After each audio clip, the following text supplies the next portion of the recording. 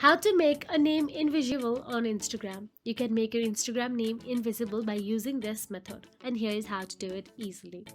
First of all you have to do is open the Instagram app on your mobile device and make sure you are logged into your Instagram account.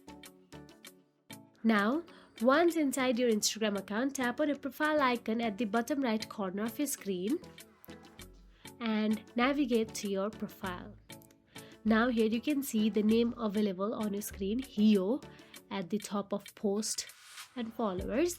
Now in order to make it invisible, tap on the edit profile option available there.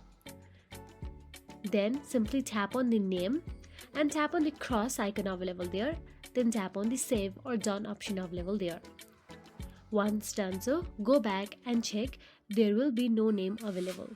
So that is it. If you found this video helpful, please like, share and subscribe, and thank you so much for watching.